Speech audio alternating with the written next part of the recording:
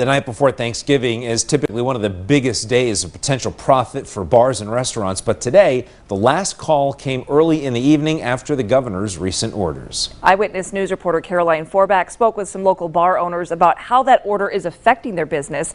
She's now live in Scranton with more on the story. Caroline?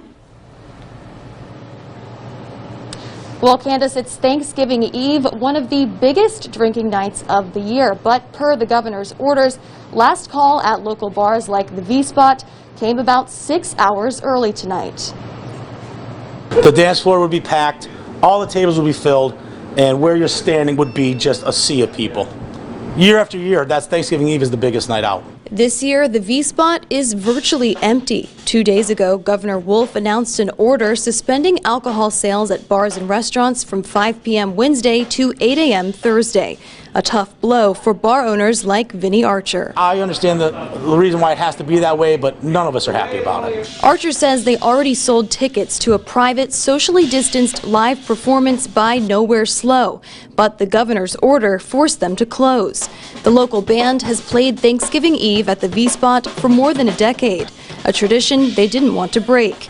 Just hours after the announcement, they had a solution. We didn't want to see that tradition die, so he suggested that we do a live stream, try and raise funds for people that have been hit the hardest by these shutdowns. Live from the V-Spot, it's Nowhere Slow. She was just 17. With the V-Spot closed to the public, Nowhere Slow still rocked out inside. 1, 2, 3, 4.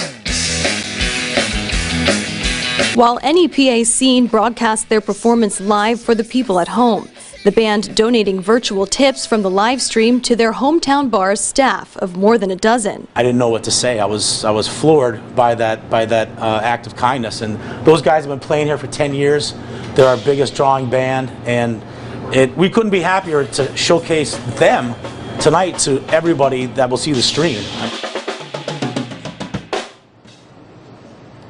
And when the suspension is lifted, the 25% indoor capacity limit and other existing restrictions will still apply.